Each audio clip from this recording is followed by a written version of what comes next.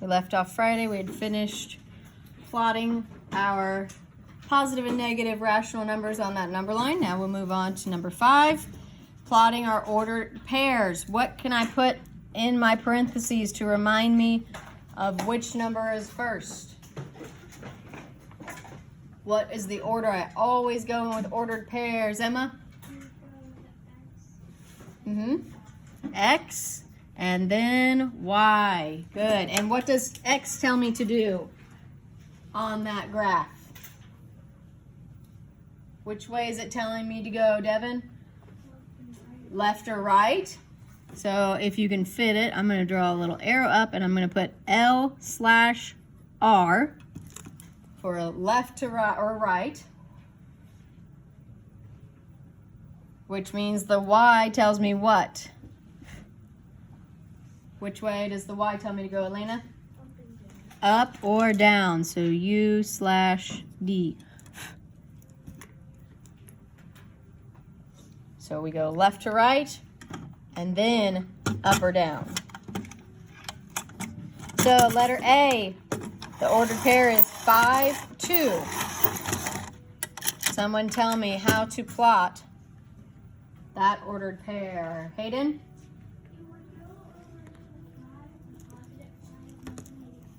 Tell me directional, like this, like left, right, or up, down. Good. Right to the 5.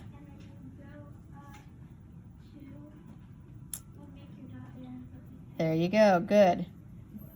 Since both of those are positive, that means we're going right and up. And we put our A there. Letter B, -1.5, 3.5. Someone direct me. Jagger?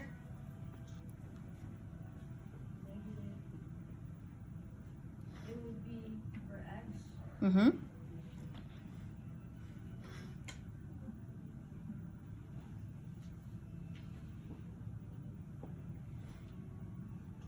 It would be in the middle of -1 and -2. Okay, don't forget directional though. Which way am I going? Left, there you go. Left in between -1 and -2. And then where do I go, Jagger?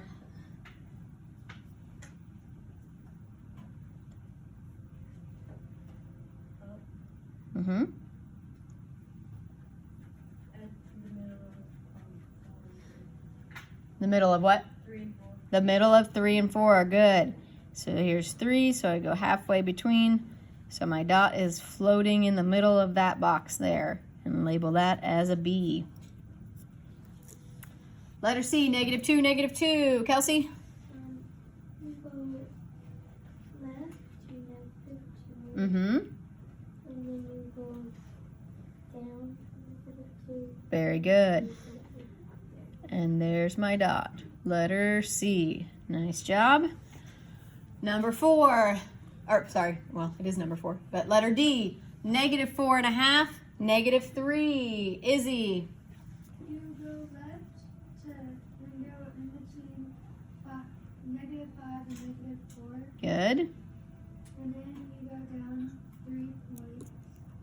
And down to the -3. Good. And label that letter D. And then it says to plot a point in the quadrant that is not already plotted. Label it E. So which quadrant does not have a point in it yet? Carter?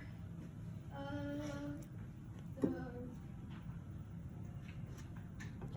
right bottom hand corner, Yep, the bottom right. and I put So this is wherever you want to put it. So on the test, it says to just plot a point and label it E. So you can choose whatever spot you want as long as you make sure that your coordinates match up with where you put your dot, just like on that homework page. So I'm just gonna choose right here.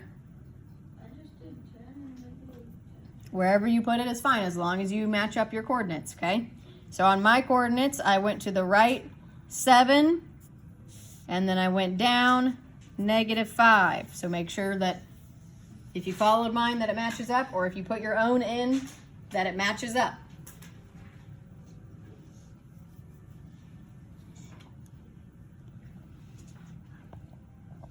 Okay, moving on. For each statement, circle true or false. Let me move this up here. If you wish, draw a number line to help you. So number 6, every rational number is a counting number. Is that true or false, John? False. False. What does a rational number tell me? What do I think of when I think rational?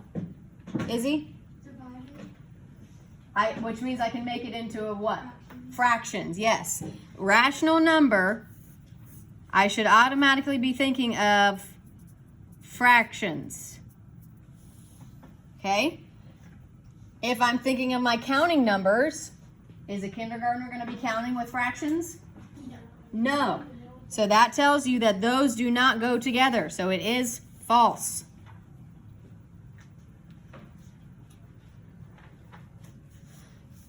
Number 7, a positive number is always greater than a negative number. True or false, Ava? True.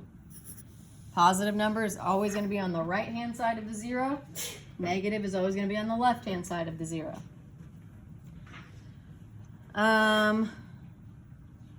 Number 8, -4 is greater than -5. May? True, yes. How do we know that's true? Emma? Because the -4 is closer to 0 than the -5. Very good. When we think of negatives, the closer we get to 0, the greater it is. So that's the -4 is closer to the 0 than -5 is. So that means that -4 is greater. And number 9, there is a rational number between 1/4 and 3/4. Elena? True. Again, when we think rational numbers, we automatically think fractions. So that's saying basically that there is a fraction between 1/4 and 3/4. That one we don't even have to do equivalent fractions or anything for. We just know that 2/4 is in between there. All right, turning over.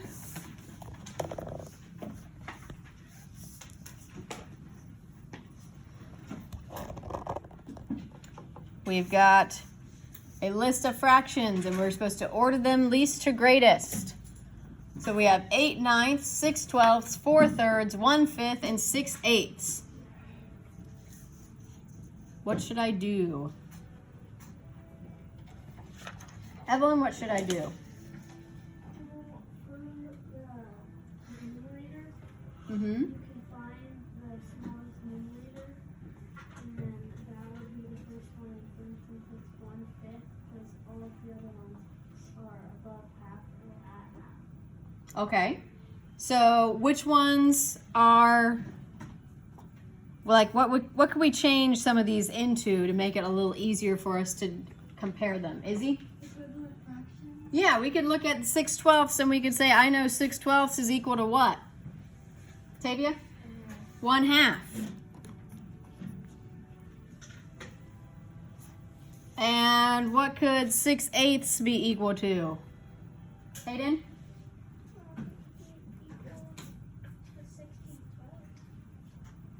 True.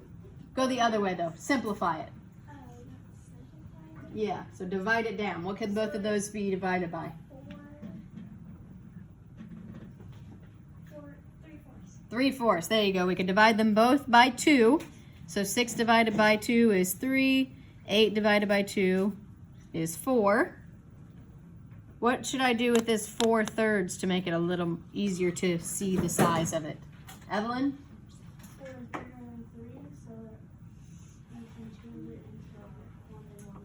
There you go. We can change it into a mixed number. 3/3 would give me 1, and then I would have 1/3 left over. Now, is it a little easier to see the differences?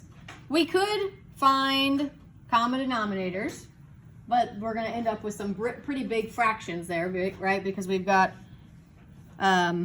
fifths and thirds and halves and ninths. So it would take a lot longer.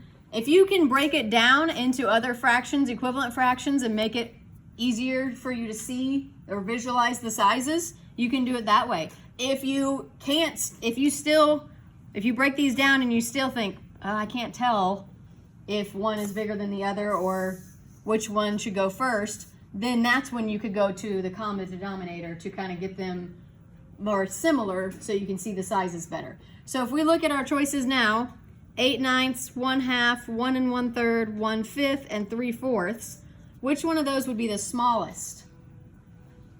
Carter? 1/5. 1/5. And you can also turn 8 over 9 to 2/3. What could you divide them both by? Remember, whatever you do to the top, you have to do the same thing to the bottom.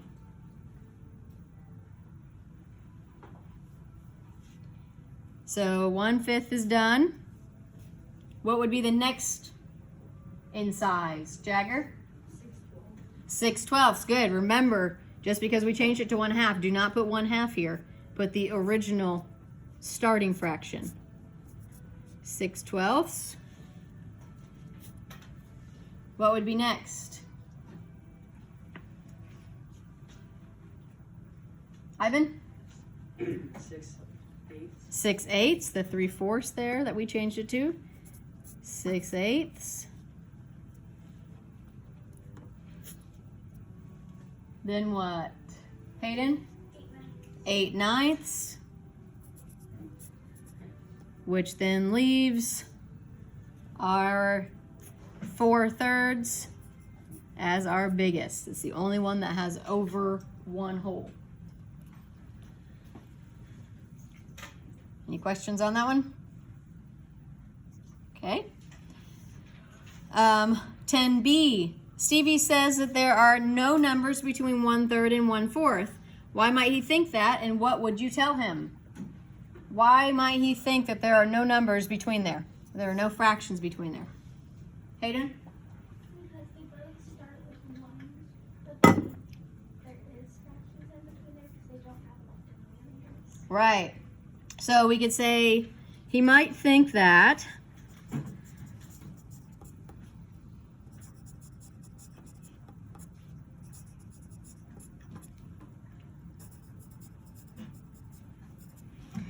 and I'm going to just simplify that down and say because they look too close together, right? Because 1 and 1, there's nothing between there, and 3 and 4, there's nothing to between there. So he might think that because they look close together,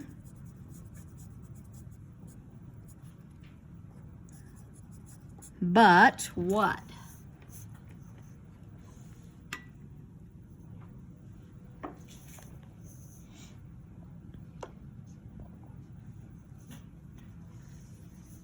What do we know, Emma? There is fractions in between them because you can always keep multiplying. Right, and for multiplying up, what are we finding? Right, because we can find a common denominator, and if the common denominator doesn't work, then what can we find next? What's our second step? Remember, first step is common denominator, second step is multiply the fractions, but what does that give me? Like when we did 6/12 and 1/2, those are called, Emma? Equivalent fractions. So step 1 is common denominator, step 2 is equivalent fractions. So we could say he might think that they look, because they look close together, but if we find a common denominator or equivalent fractions,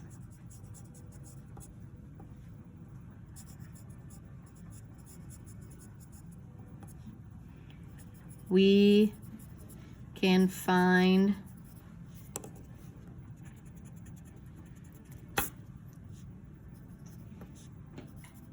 one between. And what could I change 1/3 and 1/4 into? What's a common denominator I could use for those? Hayden? 12. 12ths, yep. So what would these become if I change them into twelfths? Who can help me? How do I go from 3 to 12? Devin? Times 4, so then I would have to multiply the top by 4, which gives me 4 twelfths. How do I go from 4 to 12? Maddie? Times 3, so then I could say this is 3 twelfths. Did that help me find something in between yet? Not yet, right? I've got 3 twelfths and 4 twelfths. So step 1 was find my common denominator. Step 2 is find... Everybody should know these words by now, right? What are they? Equivalent fractions. So what could I change these twelfths into now? John, what could I do?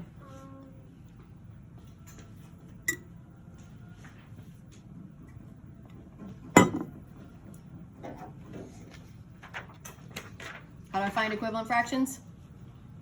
I either divide or multiply. Since I'm wanting to get smaller pieces on my bottom, I'm going to be multiplying, right? So what could I multiply? You can multiply 4 times 3. Yeah, 2 times 3. What does that give me as my denominator then? 12 times 3 is what, John? That would be 36. 36. So now I'm going from 12ths to 36. To go from there to there, I multiply times 3, so that means I need to multiply the top by 3. So 4 times 3 is, everyone?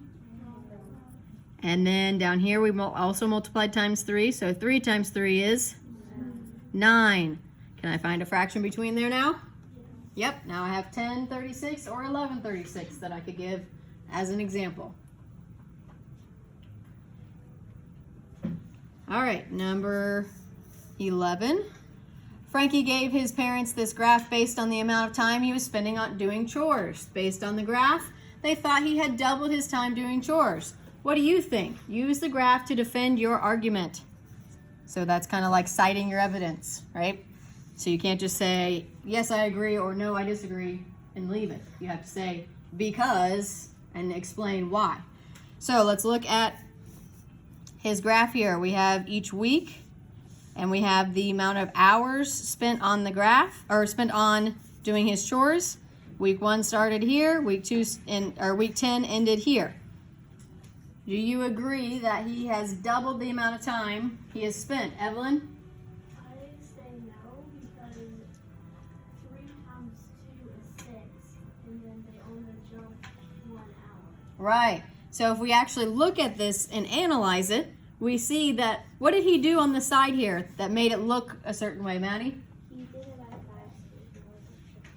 Right. Remember that taco graph where he counted by 5s to make the increments smaller so that his bars would be taller. Same for this.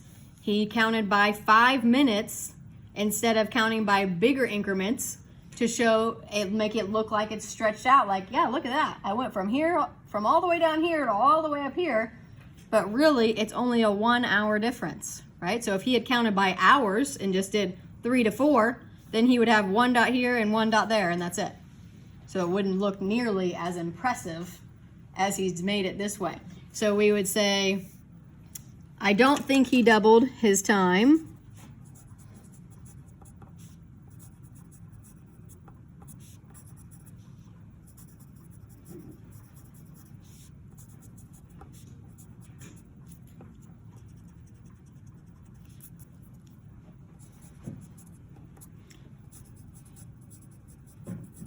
Because, as Evelyn said, if he starts at 3 hours, to double that amount of time, what would he have needed to end it at? What would his end amount of time need to be then? Ava? 6 hours. Because he started at 3 hours, and to double that, he would have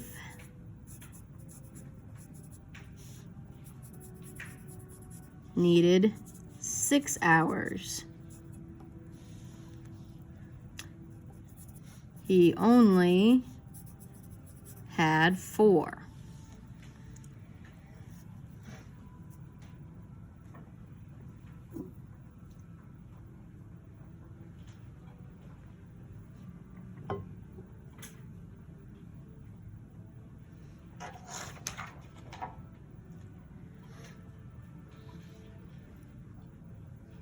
Once you've got that written, flip the page, last page. Working on some histograms.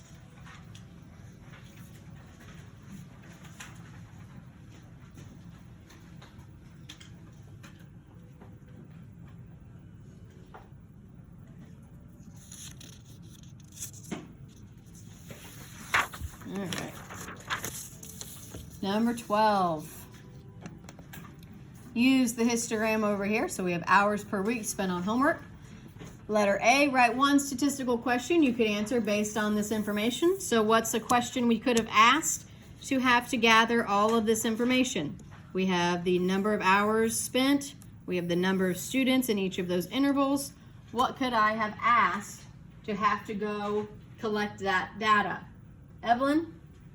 What is the typical number of hours students spend on homework per week? Perfect. What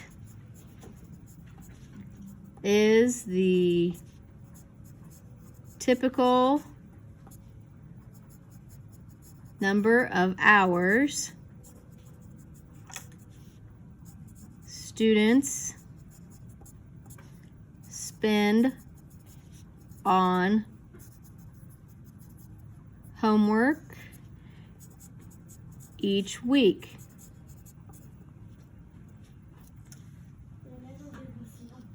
I know.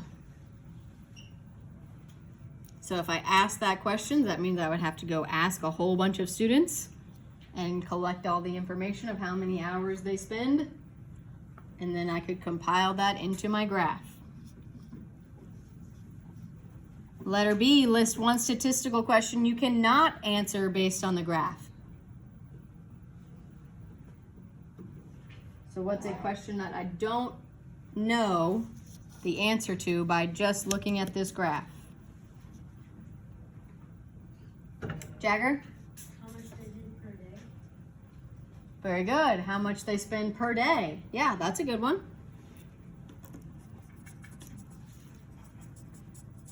How much time per day?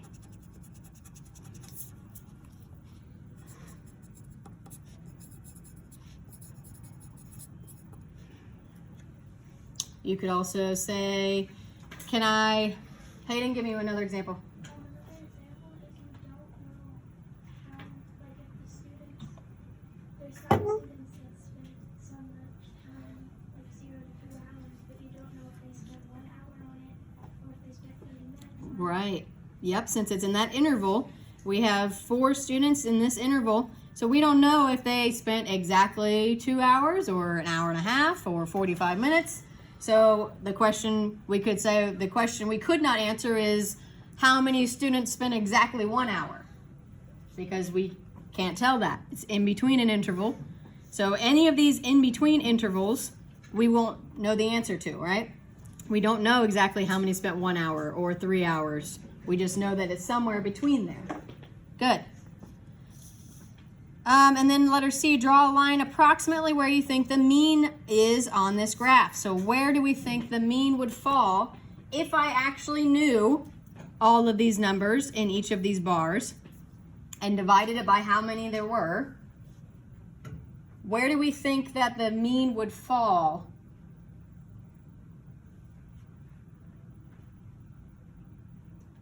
Are there any weird outliers on this one? Like that Kentucky Derby one where there were some of those numbers way off to the side? No, not really. No. So where do we think the mean is going to fall on a nice looking bell-shaped graph like this? Maddie? Maybe between the 6 and the 8. Yeah. Somewhere kind of in the middle of our data, right? That's why we call those, again, remember the name of those? The measures of center. So they're all kind of looking at the center.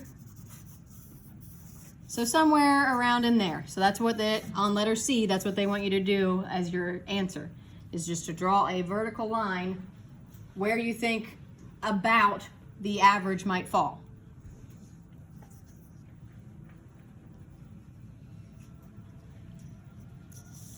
All right, and number 13A, we're going to use our basketball player heights and we're going to build our histogram. So if we look at our interval of 65 to 70, how many basketball players fit in that interval?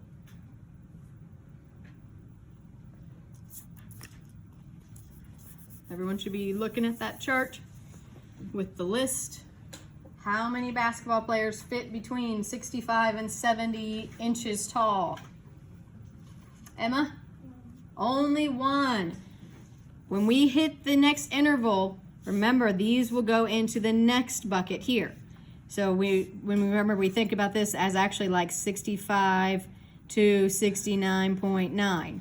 And then the next interval would start the 70 to 74.9. And then 75 to 79.9, and so on. So because of that, we only have one. So I need to divide this in half because we're counting by twos. And fill in my interval bar there. And I'm going to cross that 69 off. And then my next interval of 70 to 75, how many would fall in there? Maddie? 3. The 75 would be going into the next one. So we have 3. Again, we're counting by twos, so we need to cut this in half. And then fill in my bar. 75 to 80. May?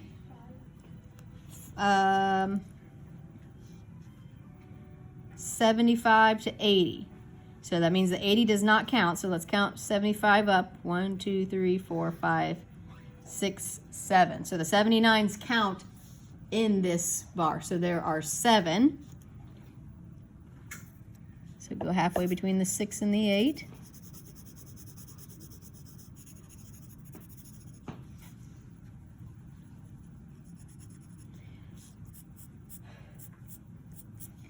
$80 to $85.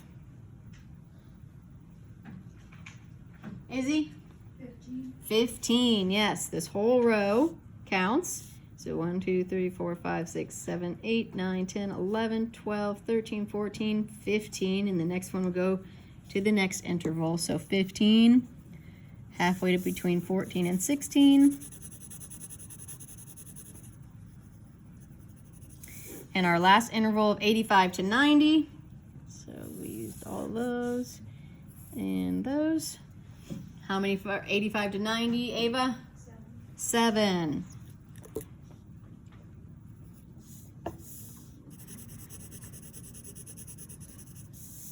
And we have the rest. Okay. So we've used all of our heights. We've got them all in our intervals. B, what is the title of the graph?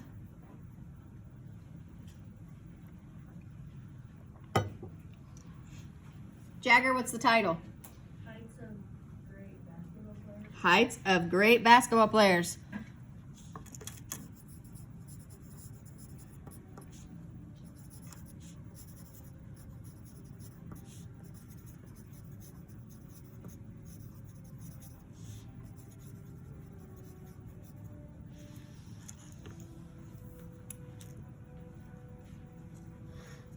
Letter C, what is the unit on the x-axis?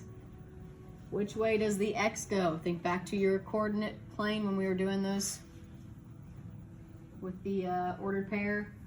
Which way was the x going? Maddie? It'd be the bottom. X tells us to go which way? Jagger? Up and down. No. Left and right. X tells us left and right. So that means we're looking at the bottom as our x-axis. So what are the units on the x-axis? Evelyn? 65 to 70, 70 to 75. Those are the intervals. What are those counting actually? 2. No. They are counting by 5s, but that's not the units. Emma? Height in inches. Height in inches. So this information right here is the units that they're talking about. So heights, and then in parentheses, inches.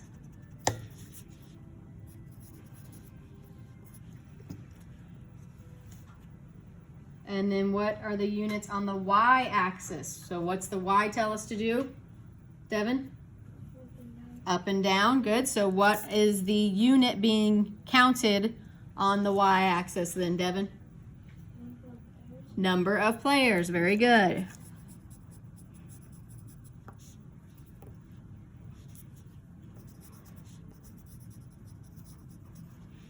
So the unit refers to what those numbers represent. The interval is what you're counting by.